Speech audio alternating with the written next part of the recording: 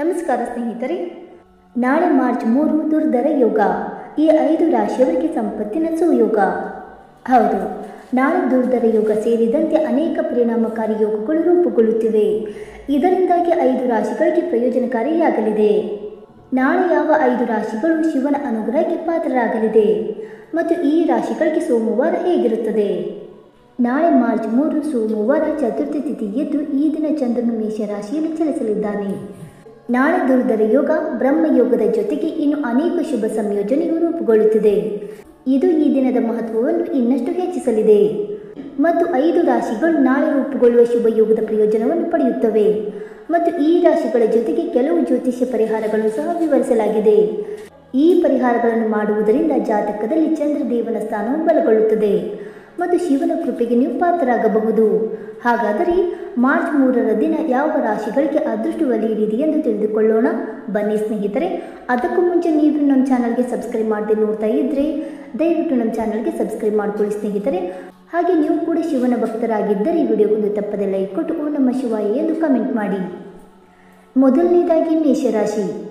ಮೇಷರಾಶಿಗೆ ಸೇರಿದ ಜನರು ನಾಳೆ ಉತ್ಸಾಹದಿಂದಿರುವರು. ನಾಳೆ ನಿಮ್ಮ ಎಲ್ಲ ಕೆಲಸಗಳು ಸಮಯಕ್ಕೆ ಸರಿಯಾಗಿ ಪೂರ್ಣಗೊಳ್ಳಲಿದೆ. ನಾಳೆ ನೀವು ಆರ್ಥಿಕ ಲಾಭವನ್ನು ಪಡೆಯುವುದರೊಂದಿಗೆ ಗೌರವ ಖ್ಯಾತಿ ಹೆಚ್ಚಾಗಲಿದೆ. ನಾಳೆ ನೀವು ನಿಮ್ಮ ಯೋಜನೆಗಳಲ್ಲಿ ಯಶಸ್ಸು ಕಾಣುವುದರಿಂದ ಸಂತಸದಿಂದಿರುವಿರಿ ಮತ್ತು ಈ ರಾಶಿಗೆ ಸೇರಿದ ಜನರು ತಮ್ಮ ಕೆಲಸವನ್ನು ಬದಲಾಯಿಸಬೇಕೆಂದು ಪ್ರಯತ್ನವನ್ನು ಪಡುತ್ತಿದ್ದರೆ ನಾಳೆ ನಿಮ್ಮ ಆಸೆಗಳಿಗೆ ಈ ಸಮಯದಲ್ಲಿ ಹೊಸ ಮಾರ್ಗಗಳು ಗೋಚರಿಸುವುದು ಮತ್ತು ನಿಮ್ಮ ಕುಟುಂಬ ಜೀವನದಲ್ಲಿ ನಾಳೆ ಪ್ರೀತಿ ಮತ್ತು ಸಂತೋಷ ನೆಲೆಸುವುದು. ನೀವು ಟೆಕ್ನಿಕಲ್ ಕ್ಷೇತ್ರಕ್ಕೆ ಸಂಬಂಧಿಸಿದ ಕೆಲಸವನ್ನು ಮಾಡುತ್ತಿದ್ದರೆ ನಾಳೆ ನಿಮಗೆ ವಿಶೇಷವಾಗಿ ಲಾಭದಾಯಕವಾಗಿರುವುದು ಮತ್ತು ಕೆಲಸವನ್ನು ಮಾಡುವ ಜನರ ಪ್ರಭಾವ ನಾಳೆ ಹೆಚ್ಚಾಗುವ ಯೋಗವಿದೆ. ಮೇಷರಾಶಿಯವರಿಗೆ ಸೋಮವಾರದ ಪರಿಹಾರ. ನಾಳೆಯ ದಿನವನ್ನು ಶುಭವಾಗಿಡಲು ನೀವು ನಾಳೆ ಸಕ್ಕರೆ ಅಥವಾ ಅಕ್ಕಿಯನ್ನು ದಾನ ಮಾಡಬೇಕು ಮತ್ತು ನೀವು ಒಳ್ಳೆಯ ಕೆಲಸಕ್ಕೆ ಹೋಗುತ್ತಿದ್ದರೆ ಸಕ್ಕರೆಯೊಂದಿಗೆ ಮೊಸರು ಸೇವಿಸಿದ ನಂತರ ಹೋಗಿ. ಎರಡನೆಯದಾಗಿ ಸಿಂಹರಾಶಿ. ಸಿಂಹರಾಶಿಗೆ ಸೇರಿದ ಜನರಿಗೆ ನಾಳೆ ಲಾಭದಾಯಕವಾದ ದಿನವಾಗಿರುವುದು. ನೀವು ಪ್ರತಿಯೊಂದು ಕೆಲಸದಲ್ಲಿಯೂ ಅದೃಷ್ಟದ ಸಂಪೂರ್ಣ ಬೆಂಬಲವನ್ನು ಪಡೆಯುತ್ತೀರಿ ಮತ್ತು ಕೆಲಸವನ್ನು ಮಾಡುವ ಜನರ ಗೌರವ ಖ್ಯಾತಿ ನಾಳೆ ಹೆಚ್ಚಾಗಲಿದೆ ಮತ್ತು ಸಹ ಉದ್ಯೋಗಿಗಳ ಸಂಪೂರ್ಣ ಬೆಂಬಲವನ್ನು ನಾಳೆ ನೀವು ಪಡೆಯುತ್ತೀರಿ.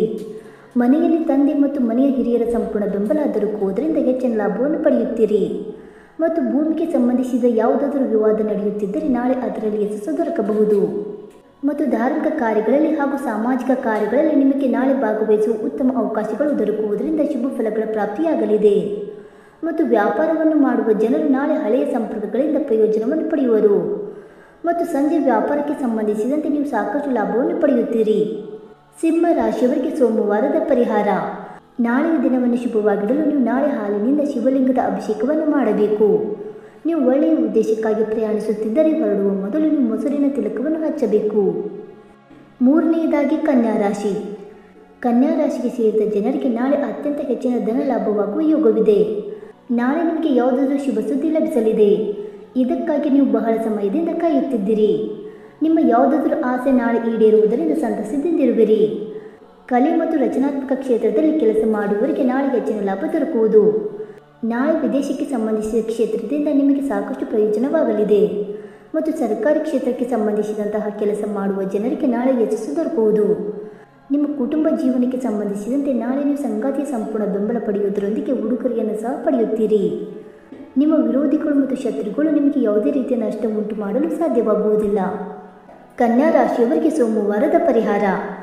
ನಾಳೆ ನೀವು ದುರ್ಗಾದೇವಿಯ 32 ಹೆಸರುಗಳನ್ನು ಪಠಿಸಬೇಕು, ಏಕೆಂದರೆ ನೀವು ಒಳ್ಳೆಯ ಉದ್ದೇಶಕ್ಕಾಗಿ ಪ್ರಯಾಣಿಸುತ್ತಿದ್ದೀರಿ.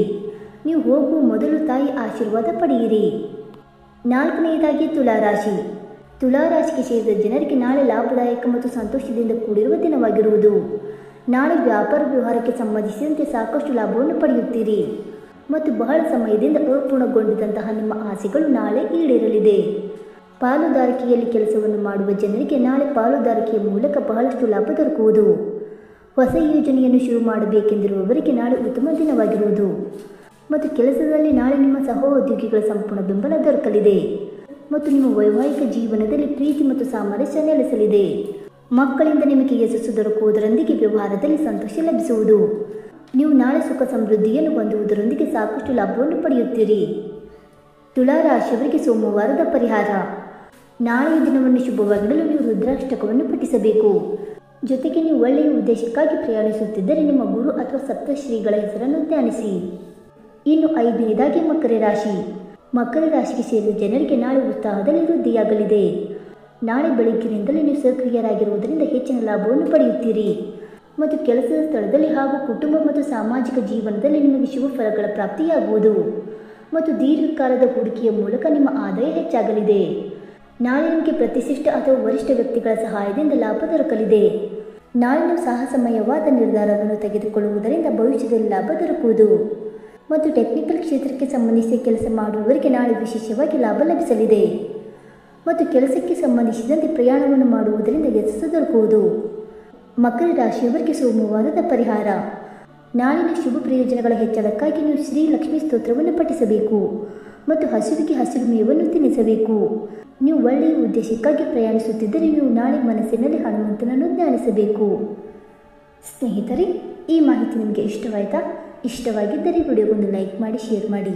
ಹಾಗೆ ನಿಮ್ಮ ಅನಿಸಿಕೆ ಮತ್ತು ಅಭಿಪ್ರಾಯಗಳನ್ನು ತಪ್ಪದೇ ಕಮೆಂಟ್ ಮೂಲಕ ತಿಳಿಸಿ. ಸ್ನೇಹಿತರೆ, ವಿಡಿಯೋ ನೋಡಿದ್ದಕ್ಕಾಗಿ ಧನ್ಯವಾದಗಳು. Thank you so much.